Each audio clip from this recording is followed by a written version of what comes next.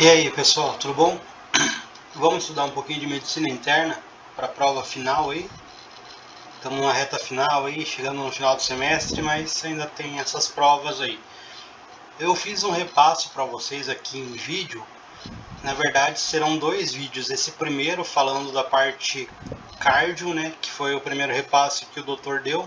Ele ainda não, até o momento que eu gravei o vídeo, ele ainda não deu a parte renal. Aí quando ele der o repasse da parte renal, eu vou trazer para vocês num outro vídeo para complementar o conteúdo aí e ficar completo.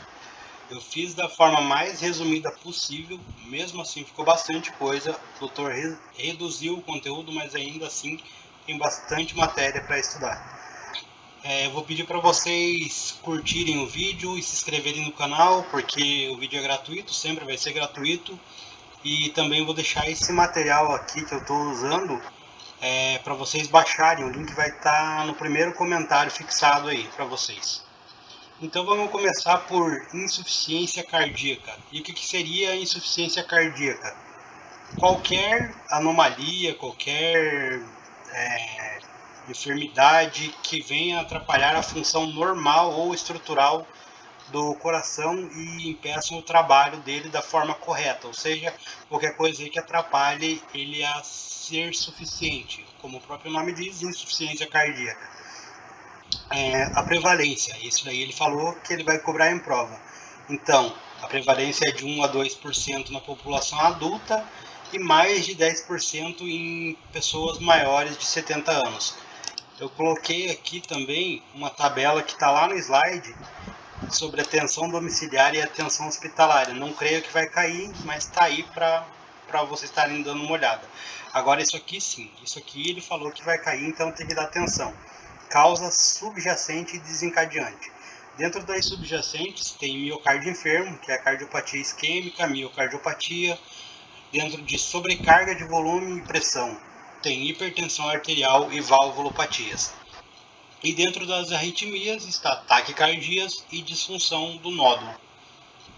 Aí, nas desencadeantes, elas são de origem cardíaco, arritmia ou fármacos inotropos negativos, e de origem extracardíaco, aumento de gasto, de demanda metabólica, de pressão arterial pulmonar ou sistêmica.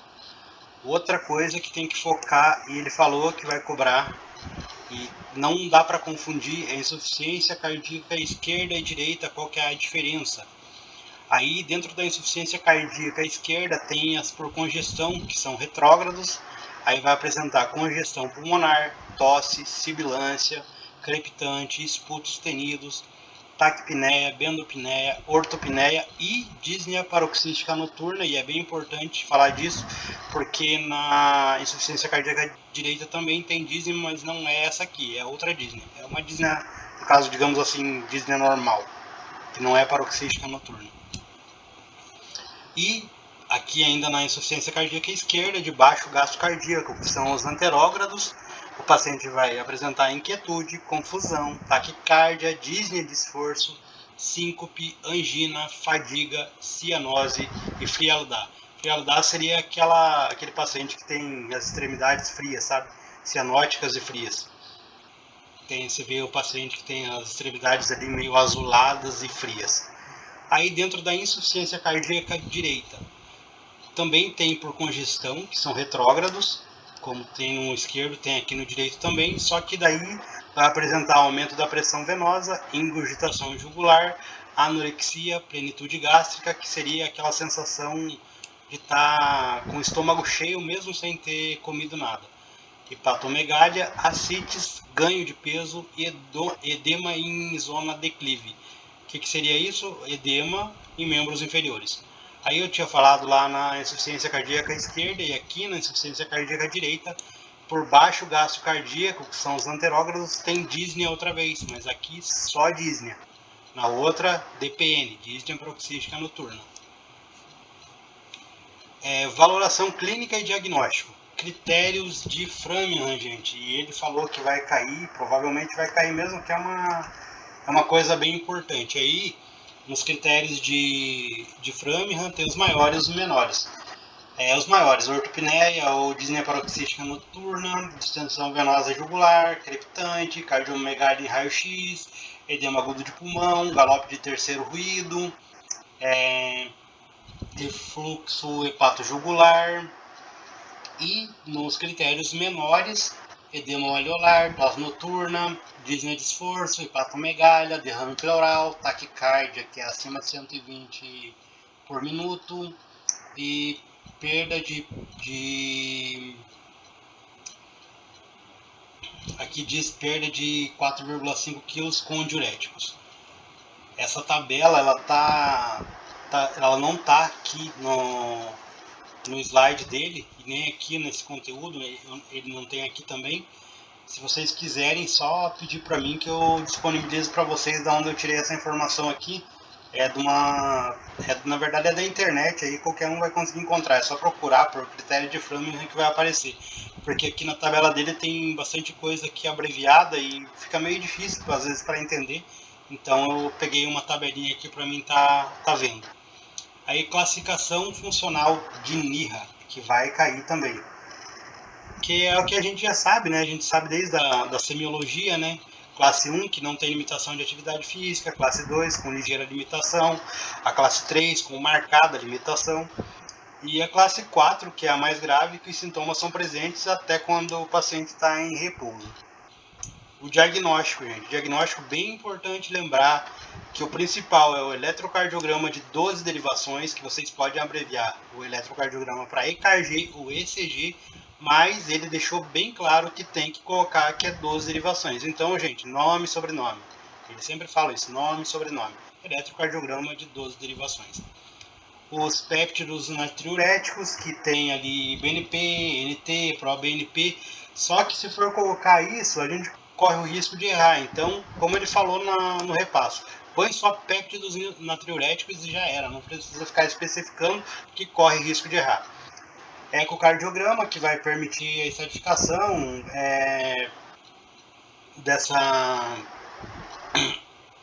dessa insuficiência. Aí, raio-x de tórax, se colocar raio-x de tórax, tem que colocar que ele é usado para ver se tem uma cardiomegalia, e também coronariografia e ressonância magnética, mas isso aqui é pouco usado. Eu coloquei aqui só porque está no slide, mas é bem pouco usado. Se Caim cita isso aqui, cita os 3 primeiros. Se não lembrar, põe o raio-x, mas coloca o raio-x e especifica por que do raio-x.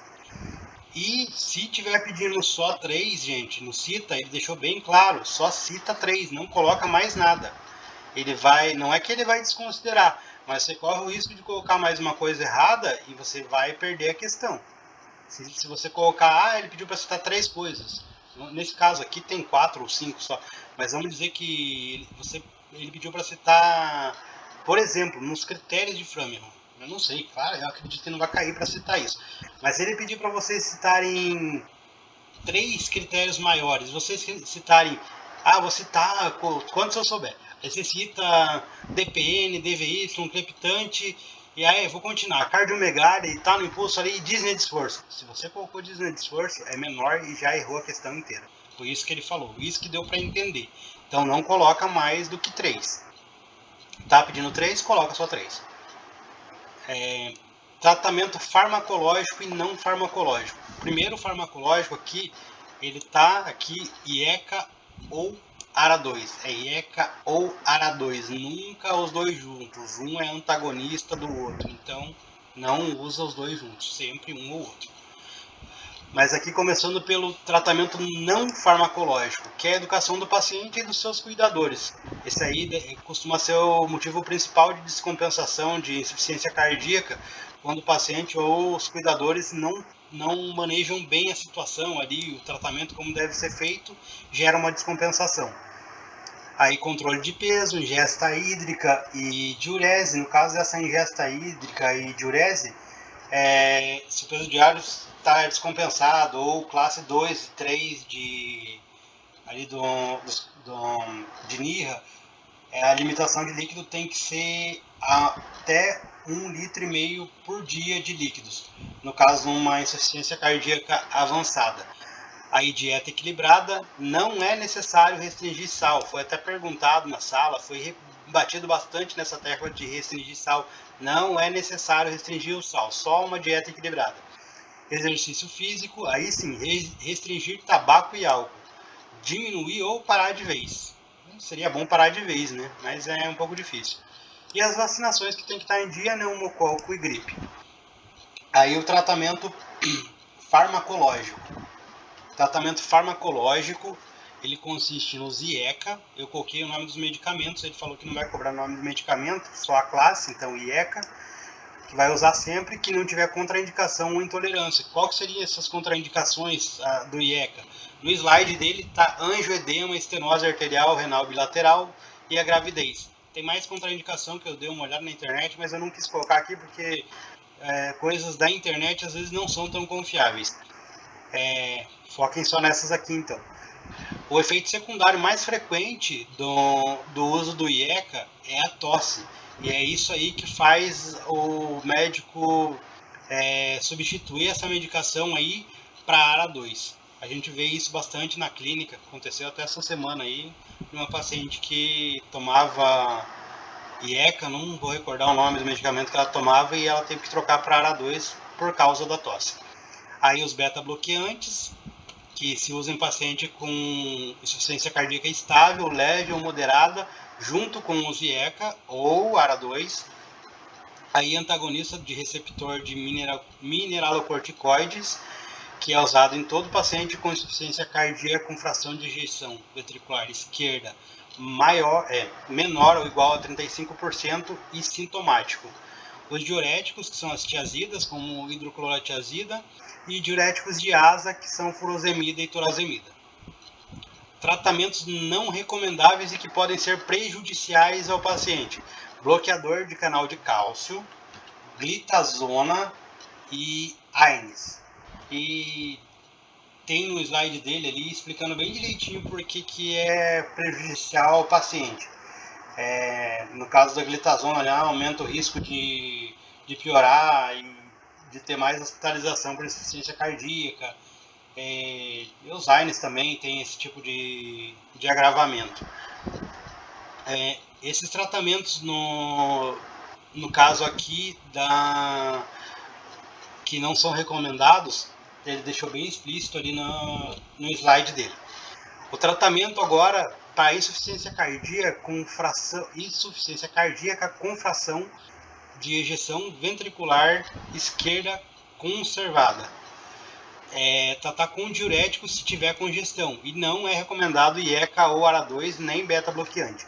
Esses tratamentos aí, eles não diminuem a mortalidade e também não influenciam no curso clínico da enfermidade.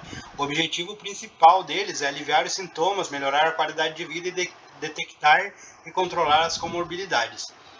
A maior parte das internações e óbitos em pacientes nesses casos é por causa, digamos, extracardiovasculares, não são causas cardiovasculares. O tratamento sintomático: monitorização hemodinâmica, medição da TA e diureses. O2 em caso de saturação menor a 95% e tratamento farmacológico. Aí tem o específico da causa, que é a digoxina, e tem hipoperfusão, que é usado dopamina e dobutamina, e aí no caso dos congestivos, que é IECA ou ARA2 e beta-bloqueantes. Agora sobre síndrome coronário. Síndrome coronário agudo. O que seria?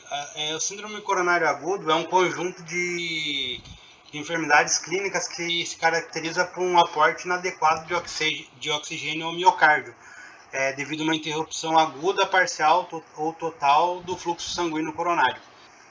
Aí tem, no caso aqui, o SCACEST, que é uma síndrome coronária aguda sem elevação do segmento ST. Eu não vou ficar repetindo essa palavra, essa frase enorme toda vez, então eu vou falar sempre SCACEST, eu vou falar sempre a sigla. Que é um conjunto de sintomas compatíveis com a isquemia miocárdica aguda, caracterizada por não apresentar uma elevação persistente no segmento ST no eletrocardiograma. Aí tem a classificação do SCACEST, que ele está classificado em angina estável, onde não há morte celular nem elevação de marcador de necrose. E o infarto do miocárdio sem elevação do segmento ST, que aí sim já tem necrose miocárdia e ascenso de marcador de sangue. De marcador do sangue, no caso. Aí se divide a SCACEST em tipo 1 e tipo 2. O tipo 1 é por rotura, erosão, ulceração de uma placa aterosclerótica com diminuição do fluxo sanguíneo com embolização distal que propicia essa necrose. E o tipo 2 é secundária à desigualdade entre oferta e demanda de oxigênio ao miocárdio. O quadro clínico da SCACEST. O quadro clínico seria dolor torácico de tipo opressivo em região pré-cordial ou retroesternal que irradia. E aí nessa irradiação eu deixei um desenho aqui para vocês gravarem melhor. Ela vai sair aqui, essa dor torácica vai sair aqui da área pré-cordial, retroesternal, irradiando ao pescoço, do pescoço à mandíbula, da mandíbula ao ombro e ao braço esquerdo. Aí também vai cursar com náuseas, vômitos e sudoração. Gente, é importante isso aqui, ó. Em paciente com diabetes mellitus pode cursar com dolor em epigastro. Isso aí é devido à hipossensibilidade que eles têm em relação à dor e aos sintomas. Então vai cursar com dolor em epigastro, que pode às vezes ser confundido com, sei lá, alguma síndrome aí gástrica, digamos assim. Complicações. As complicações da SCACEST. Hemorragia em 4,7%, choque cardiogênico em 3%, arritmia e rotura do músculo papilar. Esse rotura do músculo papilar aqui eu acho que é uma das complicações mais graves que pode ocorrer. Diagnóstico. Outra vez, EKG de 12 derivações. Lembrar de colocar o nome inteiro, então. Aí nesse eletrocardiograma de 12 derivações, se costuma encontrar descenso de ST, elevação transitória de ST, e essa elevação transitória de ST ela dura menos de 20 minutos, retificação do segmento ST e ondas T negativas. O eletrocardiograma inicial, gente, ele pode ser que ele esteja normal. Se no caso, assim, por exemplo, se o paciente estiver assintomático, aí o certo é repetir, o certo não, o que se pede aqui, até está no slide, se repetir de forma seriada esse eletro a cada 6 horas durante 24 horas ou quando o paciente apresentar dor.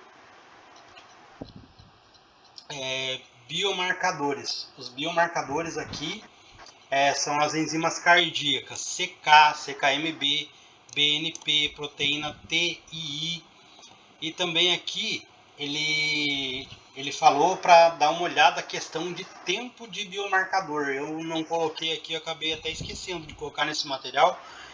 Mas tem no slide dele ali que é crucial a pedir bioquímica dentro de 1 hora depois do contato com o paciente e repetir durante o tempo aí que ele está internado, porque os pacientes com infarto do miocárdio, a elevação é rápida. Geralmente dentro das primeiras 4 horas é bom estar... não que seja dentro das primeiras 4 horas, a elevação é muito rápida desse infarto. Então é bom já pedir, na primeira hora de contato com o paciente, já pedir essa bioquímica. No caso que essa primeira determinação esteja para baixo do ponto de corte, né, que existe um ponto de corte ali nos valores, se tiver abaixo tem que repetir essa bioquímica às 6 horas depois dos sintomas. E no caso de pacientes com clínica duvidosa e outras provas que não concluam ou determinem de forma negativa essas troponinas, então tem que ser feito durante 6 a 12 horas para descartar a presença de um infarto do miocárdio. Aí tem aqui diagnóstico em técnicas de imagens não invasivas. Ele falou isso aqui, eu não acredito que caia, mas como ele falou lá, eu coloquei aqui também. que é o ecocardiograma transtorácico, angiotomo computadorizada torácica e ressonância magnética cardíaca. Os diagnósticos diferenciais da SCACEST. Diagnósticos diferenciais seria dissecção aórtica, tromboembolismo pulmonar, pneumotórax à pressão, esofagites, pancreatites e anemia. O tratamento ele pode ser não farmacológico e farmacológico. O não farmacológico ele é principalmente o câmbio do estilo de vida, então mudar os hábitos de vida aí desse paciente. Pedir que ele mude, né? Nem sempre ele muda, na maioria das vezes não muda. Aí o tratamento farmacológico tem o anti-isquêmico e analgésico, consiste em repouso absoluto por 24 horas de ansiolíticos, nitratos, cloruro mórfico, beta-bloqueante e bloqueante de cálcio. Aí os antiagregantes, AS, a dose de carga inicial é 150 a 300 mg e clopidogrel, dose de carga de 300 a 600 mg. E por que eu coloquei isso? Essas doses, porque ele falou que a gente já está no quarto ano, prova final, e ele vai cobrar sim dose. Pode ser que não cobre, mas já que ele falou, né, tá aqui. Anticoagulante, enoxaparina, 1 mg por quilo a cada 12 horas subcutânea, ou fondaparinux, 2,5 mg por dia subcutâneo. O Zieca e ARA2 previnem o remodelado ventricular, e ele falou bastante disso aqui, falou que vai cair na prova. Então, sempre lembrar que previne o remodelado ventricular. E também hipertrofia ventricular, hipertenso, dano renal em diabético. E está falando aqui para adicionar a estatina desde o ingresso do paciente também. Não sei se é tão importante isso, mas eu coloquei aqui também. Realizar coronariografia dentro das primeiras 24 horas de ingresso, se for alto risco, e em menos de 72 horas, se for risco intermédio. Agora a gente vai começar com o INCEST, que é o infarto do miocárdio com elevação do segmento ST, que é o infarto agudo do miocárdio propriamente dito. A definição é uma obstrução coronária total, oclusiva, e um trombo integrado que em quase totalidade é formado por fibrina, que é o trombo rojo, trombo vermelho, falando em português, né? Aí o diagnóstico. O diagnóstico, a valoração clínica e eletrocardiográfica e a obtenção de mostra de laboratório no serviço de urgência ele deve ser efetuado em menos de 10 minutos, aí para não estar acarretando outros prejuízos ao paciente. Então tem que lembrar que o importante é estar correndo aí dentro dos 10 minutos para estar fazendo esses serviços. Outra vez, aqui no diagnóstico, eletrograma de 12 derivações, o biomarcadores, está atento ao tempo também, troponina T e troponina I. A concentração dessas troponinas ela se incrementa nas primeiras 3 horas depois do início do quadro, mas pode atrasar esse incremento aí de 8 a 12 horas e elas permanecem elevadas até 2 semanas. O tratamento ele consiste em estabelecer primeiro o diagnóstico do INCEST, porque como tem diagnóstico diferencial, então tem que eliminar eles para dizer que realmente é um INCEST.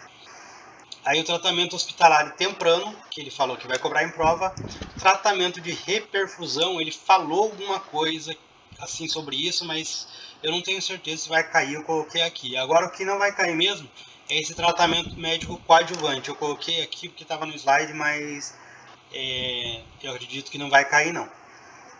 O tratamento hospitalário temprano. As medidas gerais, repouso absoluto e jejum. Tem que pegar uma via intravenosa periférica e controlar constantemente os signos vitais do paciente. Manejo farmacológico, O2, AS, tratamento analgésico com opiáceos, aí o principal, morfina. Tratamento de reperfusão. A reperfusão é a reanudação ou restauração do fluxo sanguíneo coronário posterior a uma oclusão arterial total por um fenômeno de aterotrombose e num cenário de infarto do miocárdio com elevação do segmento ST. Isso aí está no slide também, eu copiei como estava no slide. Eu entendi dessa forma também. Não é uma coisa difícil de entender. Para mim, pelo menos, não foi. As complicações. Taquiarritmia supraventricular ou ventricular, ou Aqui diz I, mas pode ser supraventricular e ventricular, ou as duas ao mesmo tempo, ou uma só. Bradiarritmia, insuficiência cardíaca aguda, tromboembolismo pulmonar, choque cardiogênico e infarto do ventrículo direito. Agora, passando agora para hipertensão arterial, e aí tem que focar bastante, porque vai cair bastante coisa de hipertensão. Assim como ele falou, é uma das coisas que a gente mais vê no dia a dia como médicos, então tem que ficar bem atento nisso. Aqui já está dizendo que é o fator de risco de mais alta prevalência, é fator de risco para várias coisas, então é a maior causa de acidente vascular encefálico, insuficiência cardíaca, enfermidade coronária, além de outras coisas como a parte renal também ali. Já está falando aqui, ó, segunda causa mais comum de insuficiência renal crônica com necessidade de diálise.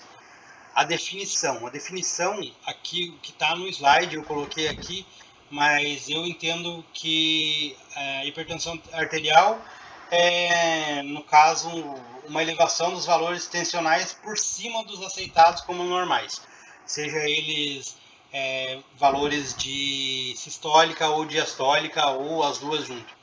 Então, estando acima dos considerados normais aí, de forma sostenida, digamos assim, então já caracteriza uma hipertensão arterial.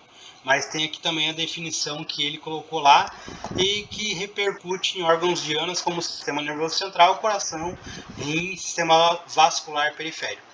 A epidemiologia que ele falou que também vai cobrar. A epidemiologia da HTA o risco de desenvolver hipertensão arterial é de 90% em pessoas de 50 a 65 anos e em 90% dos casos a causa é desconhecida, mas tem uma forte influência hereditária.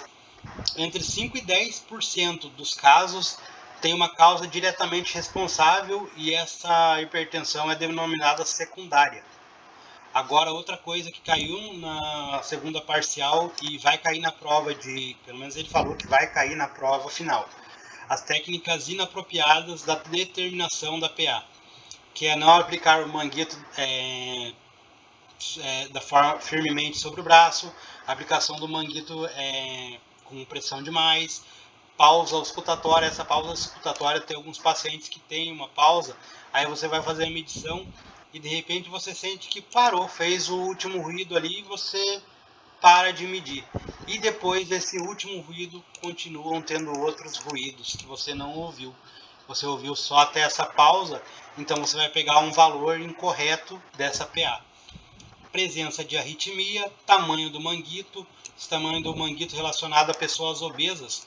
O pessoal da enfermagem aí que está mais acostumado, a gente faz umas gambiarras, assim, por dizer, para poder medir a pressão em pessoas obesas aí, e emenda ali manguito, e isso aí dá uma pressão não considerada fidedigna. A gente tem uma base, mas não é uma pressão real.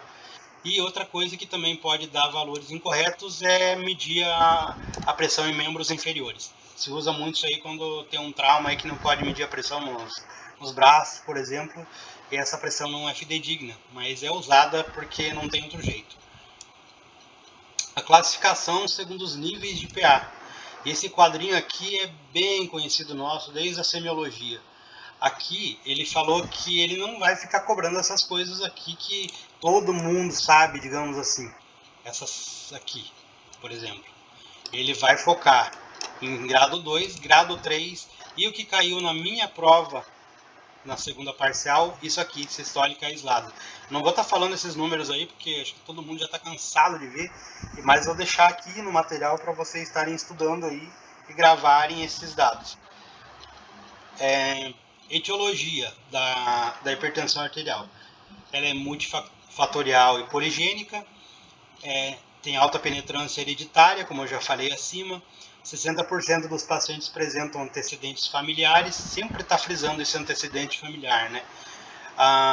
Em relação à frequência de consumo de sódio, sedentarismo, estresse, obesidade, tabaquismo, dieta pobre em cálcio, potássio, magnésio, consumo de álcool e café, fármaco e outras adicções, outros vícios, né? Que seriam drogas de adicção, que o pessoal costuma dizer aqui no Paraguai. 95% dos casos é essencialmente idiopático, como a gente já falou também, e 5% é por causa secundária.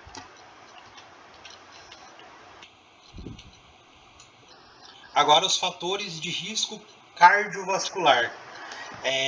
Nível de pressão arterial sistólica e diastólica, é fator de risco cardiovascular. A idade, se colocar isso, se fosse em cita, por exemplo, para citar fator de risco, colocar só a idade não vale, tem que colocar a idade e mostrar, definir ali que homens é maior que 55 anos, mulheres maior que 65 anos.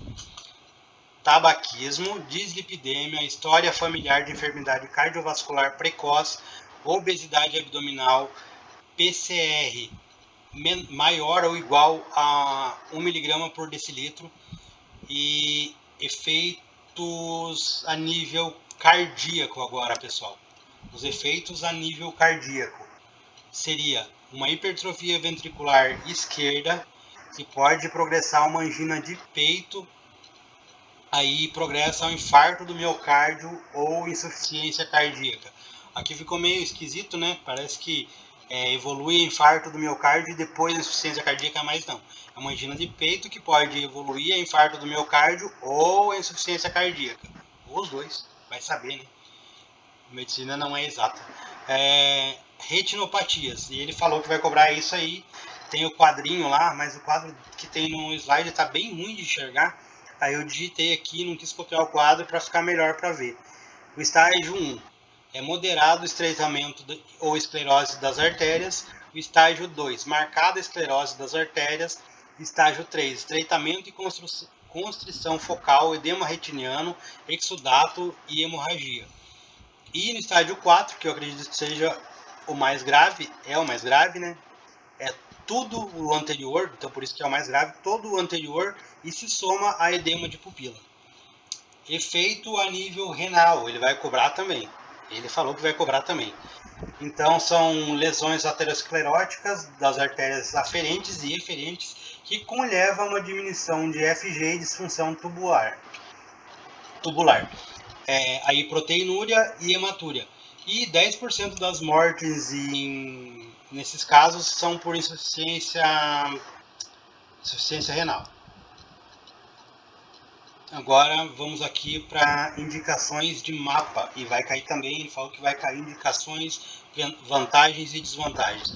As indicações do mapa: hipertensão borderline sem lesão de órgão diana, resistência a fármaco,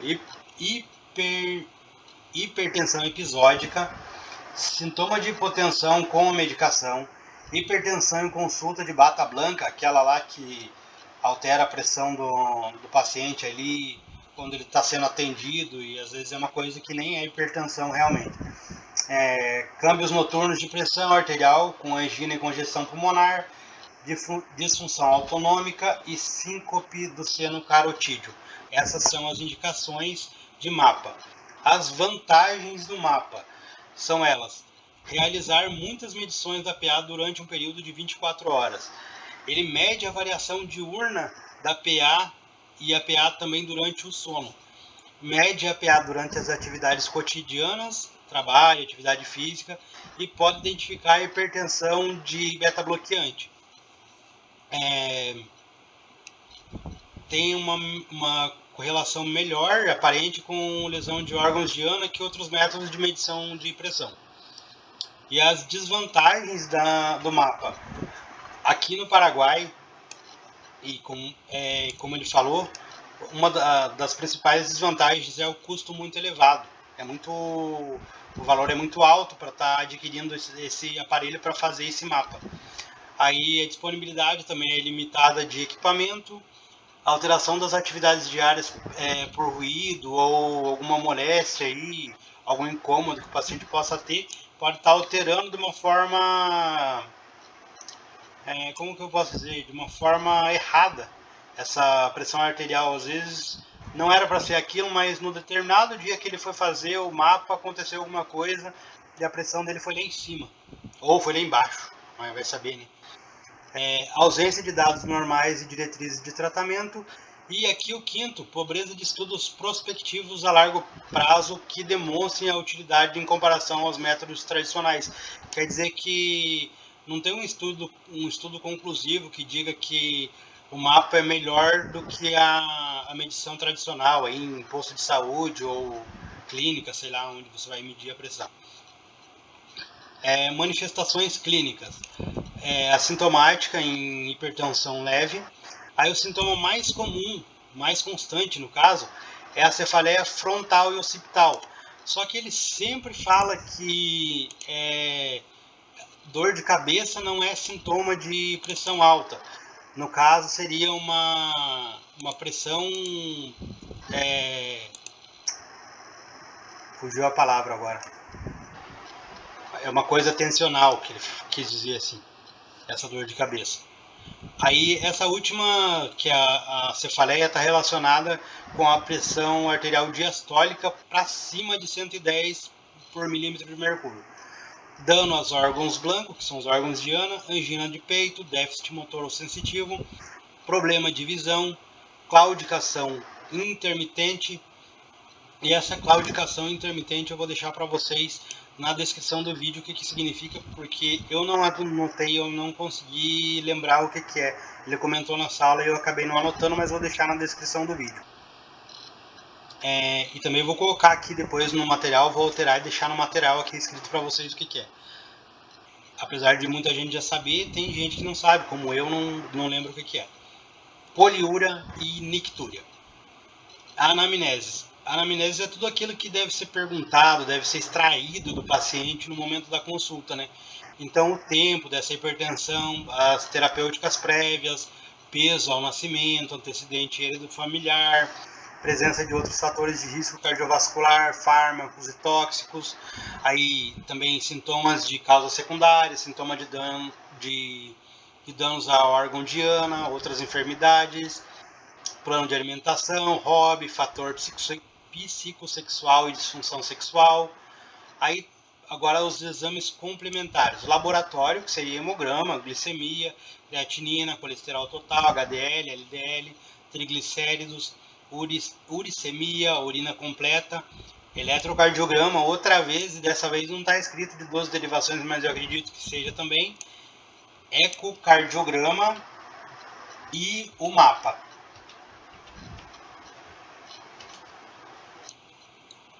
Agora aqui, enfoque diagnóstico. Só um pouquinho. Enfoque diagnóstico.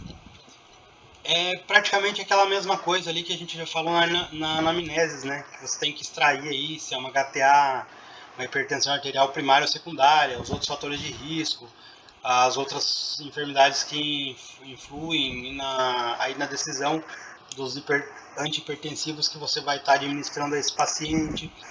E se tem alguma afetação a outro órgão, né, aos órgãos de Ana. O tratamento não medicamentoso, ele consiste principalmente no câmbio do estilo de vida. E nesse câmbio de estilo de vida tá redução de peso, plano de comidas DASH. Esse DASH aqui é uma sigla americana, ele não soube explicar o que era, mas está relacionado a comidas leves. E redução de sódio, aí reduzir o sódio, não cortar o sódio, como eu já falei lá em cima, né? Atividade física e moderar o consumo de álcool. Se você conseguir não tomar álcool, não consumir álcool, melhor ainda, mas isso aí é meio difícil, né? Aí, tratamento da hipertensão, tratamento medicamentoso. Aí, para hipertensão no grau 1, é usado diuréticos tiazídicos na maioria dos casos. E na hipertensão grau 2, os diuréticos tiazídicos, mais aqui tem as siglas, sabe? Ele colocou siglas no slide e eu tive um pouquinho de dificuldade, então eu procurei ver o que eram essas siglas aí, que aqui no caso é inibidor da enzima convertidora de angiotensina, os bloqueantes de receptores de angiotensina 2, beta-bloqueante e bloqueador de canal de cálcio. Quase todo mundo já sabe isso daí, mas eu não lembrava o que era, eu tive que pesquisar porque não tem no slide. Crise hipertensiva, que seria urgência hipertensiva e emergência hipertensiva. A urgência hipertensiva, no caso. A urgência hipertensiva, ela é aquela pressão arterial que se mantém a níveis que podem produzir dano a órgão diana com risco vital. É uma tensão arterial diastólica maior a 115 por milímetro de mercúrio. O objetivo é diminuir essa tensão para os valores normais dentro das primeiras 48 horas. Isso seria uma urgência hipertensiva. E a emergência hipertensiva, que é uma hipertensão com dano ao órgão diana com risco vital, e o objetivo é diminuir essa tensão arterial média de 20 a 25% na primeira hora. Então tem que diminuir esses valores, essas cifras aí, de 20 a 25% na primeira hora já. Causa da hipertensão refratária. As causas de hipertensão refratária é uma toma inadequada da pressão arterial, excesso de sódio na dieta e terapia inadequada com diuréticos. E também pode ter, essa hipertensão refratária também pode ser relacionada à medicação. E o que seria? Seriam doses inadequadas da medicação, interação de medicamentos e efeitos de algumas substâncias sobre a tensão arterial. Que substâncias poderiam ser essas? Anti-inflamatório, drogas de abuso, que eles dizem, né? Anticonceptivo oral, excesso de ingesta de álcool, automedicação e produtos de herbolário, que são as ervas, né? Tratamento a partir de ervas. Hipertensão arterial secundária e outras patologias também ali tá em causa de hipertensão refratária. Agora falando sobre arteriopatia. Estamos quase chegando no final aí já, pessoal. Tá ficando meio extenso aí o conteúdo, mas já está quase chegando no final. Isso que eu reduzi bastante aqui para tentar fazer o mais rápido possível.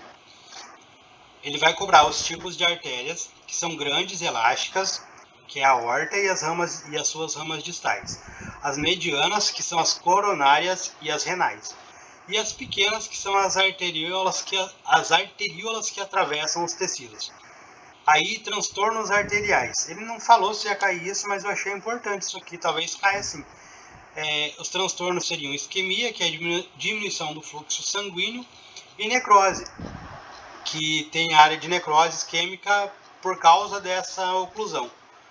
Agora, hipercolesterolemia e hiperlipidemia, que são ali, tem a classificação das lipoproteínas, né, que são as baixas, as altas, em relação à densidade. Aí tem o VLDL, que é de baixa densidade, o quilomicrones primeiro aqui, né, que é o de muito baixa densidade. Aí o VLDL, que é de baixa densidade, o LDL, que é o nocivo, né, que é de alta densidade, e o HDL, que também é o de muito alta densidade aí, que é o mais beneficioso, que é o colesterol bom, que a gente costuma dizer. E para lembrar esses dois aqui, ó, logo Deus leva, colesterol mal. Hoje Deus livra, colesterol bom. A gente costuma usar isso na enfermagem, eu sempre gravei dessa forma, embora esteja outras formas de gravar aí que o pessoal falou por aí, mas eu preferi usar esses aqui.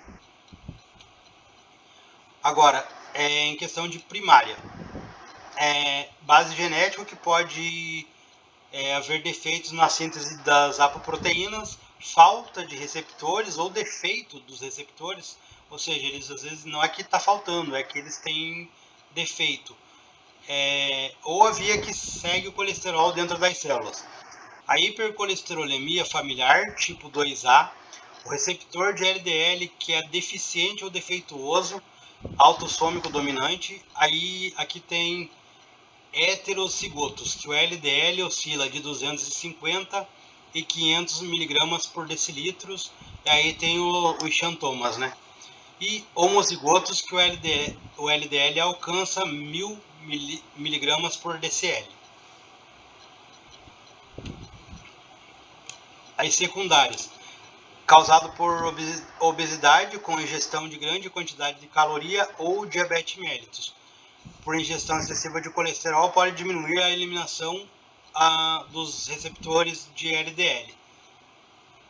Falando sobre xantoma, que a gente falou ali para cima ali no heterocigotos aqui, xantomas.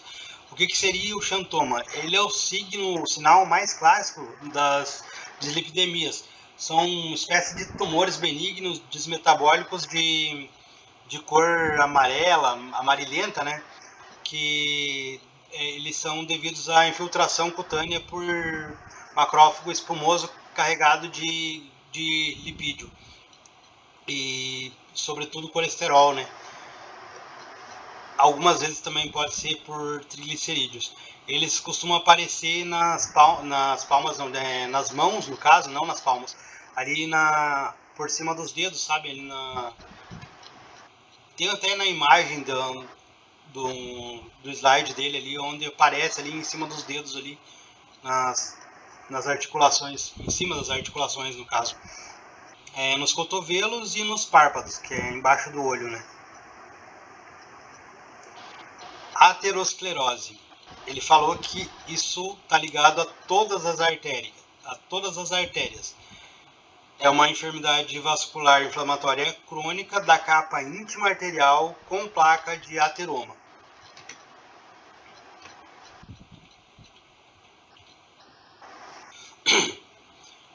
Aí essa enfermidade está presente nas artérias elásticas grandes, né? Aorta, carótida e ilíaca. E ele diz aqui que a aterosclerose é ligada à artéria coronária e que essa aterosclerose ela é um endurecimento das artérias. E que seria a mesma coisa no caso de aterosclerose e arteriosclerose, é sempre esse endurecimento das artérias. Os componentes aqui, no caso dessa placa de ateroma, os componentes são lípidos, células e matriz extracelular. Pessoal, modelo de lesão-resposta. Ele falou que vai cair na prova. Eu não queria que caísse, porque eu, pelo menos, não entendi direito isso aqui. Eu estudei, li bastante aqui, mas não entendi bem. Mas, ao meu entendimento, ficou assim. Que é uma lesão endotelial crônica que provoca uma resposta inflamatória na capa íntima arterial e que é a causa de desenvolver um ateroma. Essa lesão endotelial ela está causada principalmente por alteração hemodinâmica, hipercolesterolemia e agente tóxico endotelial direto, como está aqui. Tabaquismo e hipertensão arterial. A lesão endotelial produz uma resposta inflamatória com recrutamento de linfócito e monócito que são trazidos para a capa íntima arterial. Eles iniciam uma lesão tissular in situ e liberam fator de crescimento e quimiostáticos. As células muscular lisas migram da capa média à capa íntima e sintetizam os componentes extracelulares próprios da placa ateromatosa. Quais são esses componentes? Matriz extracelular, célula e lípido. Os macrófagos e as células musculares lisas acumulam gotas de lípido em seu citoplasma, que são as células espumosas. Aqui que a gente falou aqui em cima, os macrófagos espumosos. São causados principalmente pelo colesterol, e esse colesterol também se acumula extracelularmente e forma cristais precipitados. Agora, que bem importante, gente, essa tabela da classificação histológica das lesões ateroscleróticas. Caiu na segunda parcial e vai cair de novo agora na prova final. E ele já falou que daqui para cima ele não costuma cobrar. Então dá para dar uma olhada aí só para ter em conta. Mas o que ele costuma cobrar é aqui, essas aqui. Lesão do tipo 4, que é o ateroma, lesão complicada. Lesão do tipo 5, fibroateroma. Lesão do tipo 6, lesão complicada, hematoma e tromboses, lesão do tipo 7, placa calcificada, e lesão do tipo 8, que daí já é o mais grave, que é uma placa fibrosada. Já passou por tudo isso e já é uma placa fibrosada. Então estudar bastante esse quadro aí, porque com certeza vai cair. As complicações. As complicações seria a ruptura, que acontece em forma de fissura, erosão ou ulceração da placa. Aí hemorragia, com acumulação de sangue, hematoma no caso. Trombose, isso leva um dano isquêmico tissular secundário. Embolização, com oclusão vascular em sítios distais e dano tissular isquêmico secundário. E dilatação aneurismática, por debilitamento porque se torna débil a parede vascular, no caso dessa dilatação aneurismática. Aí, fator de risco cardiovascular. Se cair em cita, outra vez eu vou falar. Se cair em cita, idade. For citar a idade, tem que colocar aqui em homens 45 anos, mulheres 55 anos. Porque se eu coloco só a idade, eu deixo ali aberto a qualquer idade esse fator de risco cardiovascular. História familiar de enfermidade cardíaca precoce, cardiovascular precoce, em familiar de primeiro grau.